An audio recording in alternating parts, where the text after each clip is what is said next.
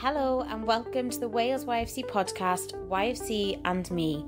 Thank you for supporting the movement by listening to this podcast, and I hope you enjoy the guest that's about to speak. I am one of hundreds of people that are proud to work for NFU Cymru, an organisation that's been supporting farmers and growers since 1908. Whether it's our highly successful representation, first-class advice and guidance, or substantial services and discounts, we're delivering a more productive and profitable industry for our members. Run by farmers, for farmers, we've been here for you for 110 years. And, with more members joining every day, we'll be here for you over the next 110 too. To become a member or find out more, just search NFU Cymru.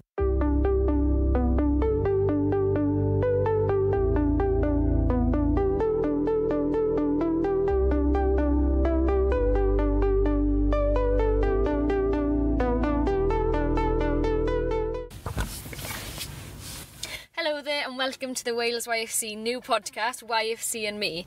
My name's Angharad Edwards and I'm from Pembrokeshire, and it's such a privilege to be here talking to our guest today.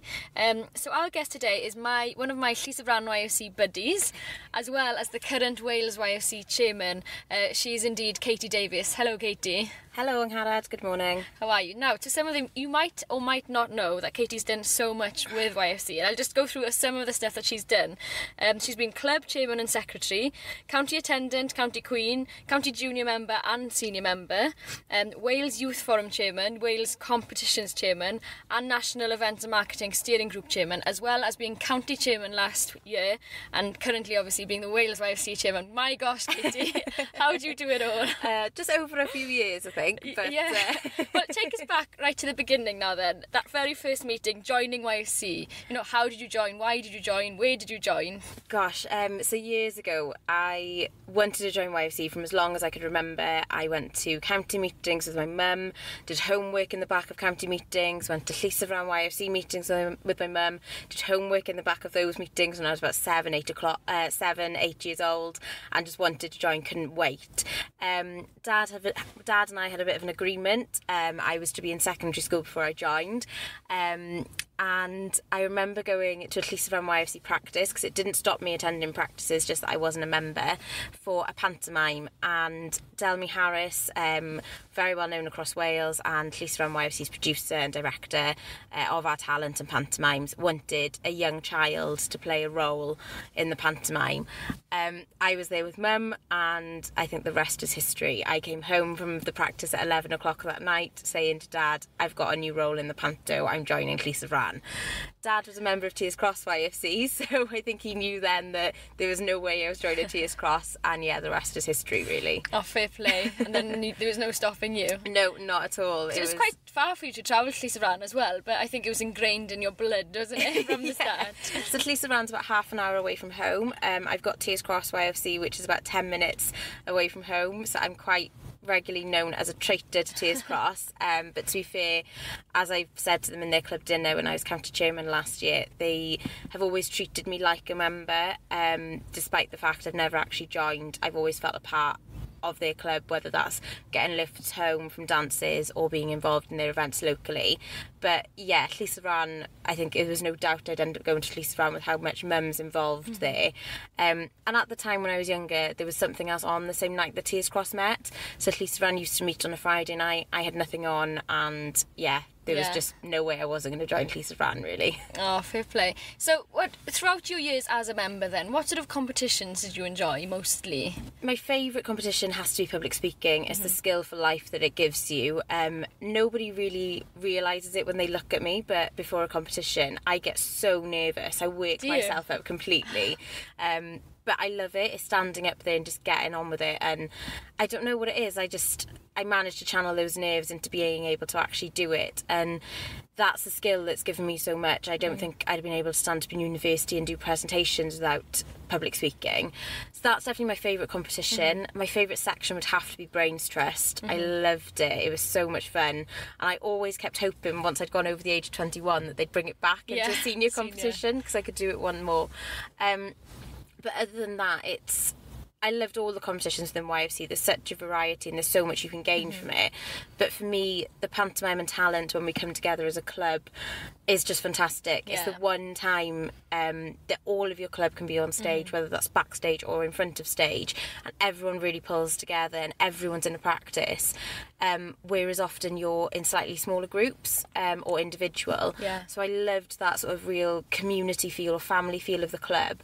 And then running up to rally, there's nothing like rally madness and really pulling the club together, having takeaways in the club hall late at night, and not getting home until midnight and being back there at 6 o'clock the next night after work. But it's madness, but absolutely love it. It's just that whole as I said, like family spirit that comes together to bring everyone together, really. Yeah, I think that's what I'm going to miss mostly about being a member. You know, you feel like a family. And the time, you're like, oh my gosh, I'm so tired. Because late nights, but it's so good. And it's so like in the hall and, as you said, in the practices and stuff. And you do look back and you think, how the hell did I do this? Because, you know, you're working full time, you're doing all the different practices. And then when you stop competing, you do start to wonder, how have you done it?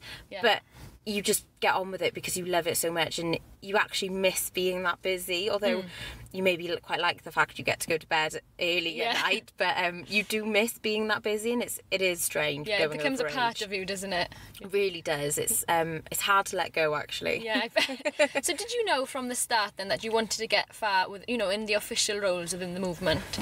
I wouldn't say like the first night I started I had any aspirations on where I wanted to be in the movement, but I was really lucky. Llys-y-frân YFC, as you know, Angharad, we've got so many fantastic past members and senior members in club that have gone far. So I grew up with a really proactive group of senior members within club, and I sort of looked at them as almost role models. So I'd see them competing on a Wales level or going on to represent Wales from Pembrokeshire, and that then goes across to Pembrokeshire members as well. I was really lucky that when I was growing up, and I'd like to think we have the same now, but more of my own age sort of peers. But when I was growing up, I used to look at the senior members in Pembrokeshire and see what they were achieving at Wales and would kind of aspire to be like them. So when I first joined, I probably didn't have those aspirations, just wanted to do as much as I can. But it was probably from about the age of 14, 15, I knew I wanted to try and go as far as I could. I think I could just see where you could get in this movement if you really wanted to try, and the opportunities that were there. And, you know, I had people like you would know, Emma Thomas, or Emma T. Cork, as we know her, and she'd won senior stockman of the year. She was up at Wales level. You'd have Aled Johnson from Eglwyswrw on competitions. You'd have William Lawrence Brody on rural affairs, and they'd all sort of been involved in county and then would go on to Wales. And I suppose just watching them, I thought, oh, I want to try and be that person who can represent my members and my county. So I remember going for junior member of the year and saying I want to go as far as I can in YFC, and if that means being Wales chairman, that would be fantastic, and I'd love that opportunity. And I remember saying then I'd love the opportunity to follow in my mum's footsteps, and actually it turns out I'm the first person to follow in my mum's footsteps. Oh, are you? Yeah. Mother and daughter. Yeah. To be Wales YFC chair. Yeah. We can't work out that there has been anybody else that's actually a child following a parent.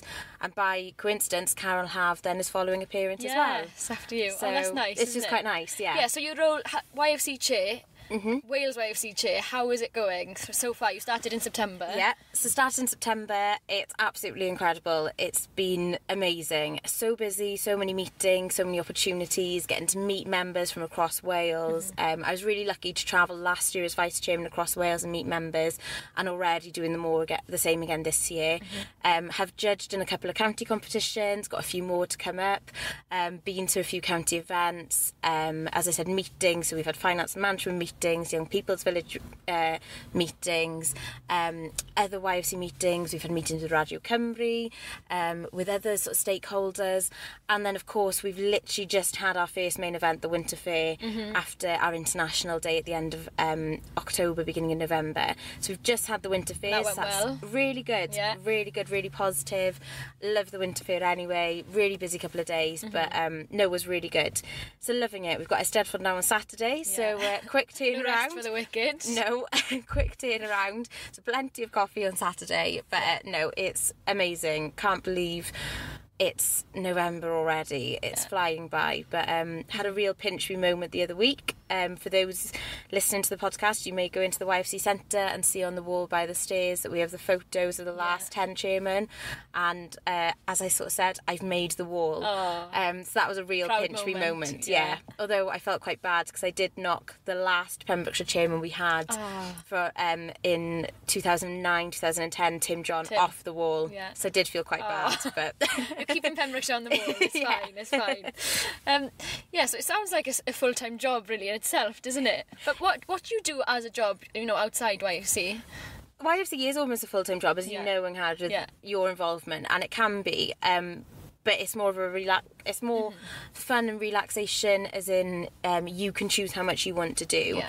My job outside work, I work for Agri Advisor Legal LLP, which is a solicitor-based firm dealing with agricultural issues, rural issues for farmers, landowners and rural people. I'm not a solicitor, but I'm an agriculture advisor within the firm. So dealing with grants, single farm payment, and then obviously any of the queries going forward. It's quite a new role to the firm, but I'm really enjoying it. And during my time, I've been lucky enough to be getting involved with the marketing side of the company as well, which is involving the shows and other events that we do, which is really interesting. Do you think the skills you've learnt through YFC, or even the people you've got to know, has helped you with getting the job or within your job now? 100%, because I can honestly say without YFC I wouldn't be the person who I am today. I wouldn't be sitting here this morning, for example, but I wouldn't be the person who I am today, and I wouldn't have got half of what I've achieved with that YFC. I can even take it back further. I am quite a strong believer that I wouldn't have got into university if it wasn't for YFC. Wow. I remember when I was applying for university, my form tutor at the time told me to take the huge paragraph I'd written about YFC out of my personal statement. I refused, and I'm quite adamant that that's one of the reasons I got into university, because YFC gave me something different. Yeah, and it gives you so much, doesn't it? And people are intrigued about it if they don't know about it. Exactly. And if they do know about it, they know how amazing the movement is. Well, it is, and it gives something completely different to your personal statement. It showcases that you've got variety, that you've got experience of doing different things. And honestly, within 2 weeks of starting university, I had to stand up and do a presentation. I didn't care. Yeah. Because, I was nervous that I had the right content, or, nervous about my content and my research. But as in standing up in front of a class I didn't know, I didn't care because of public speaking, because of that experience YFC had given me. It was just natural within you then, well, wasn't it just made it so much easier. So much easier. So YFC has given me everything, really. How do you balance it then? Because I know for me it was quite hard when I was a member, even just because you do so much, and it's quite difficult to balance it with your sort of working life and your private life. How do you find it difficult sometimes? It is difficult, but I'm very lucky. My family, my friends, my partner are all incredibly understanding. I think they all know that YFC is so ingrained. They've all come through YFC, maybe different levels, different experiences, different opportunities, or what they've taken from the movement, but they all understand that I've had a lot, and I look at this as my opportunity to try and give something back to the movement that's given me so much. It is difficult, and I've had to become quite strict with myself, and this isn't just as WALES Chairman, this is over the last few years as a senior member as well. If I've got nothing on, I make sure I try and chill out or spend time with friends and family, and try not to fill it with something else. I was quite bad when I was younger, most probably after university. I was quite bad that if I had nothing on, I'd find something else to do and I'd fill it. Whereas now I'm quite strict that if I've got a quieter weekend, I spend it with friends and family, or catching up on emails, or doing something maybe not just trying to fill the gap there. So it can be difficult, but it's just so worthwhile. And when you know, Angharad, when you come from a YFC background, or you've got friends in YFC, they all understand. Yeah. They may not have had the same role, but yourself as Queen, you'd understand the commitment that there is in that role at the moment. And your and friend, it's a privilege, isn't it? So you've got to give it your all. It's incredible, and you're already going to get this opportunity once, so you've got to take it, and you've just got to go where you can and do what you can do. But that's the thing, I'm really lucky, as I said. Friends, family, work have been so supportive and so brilliant with it, so I'm really lucky on that side.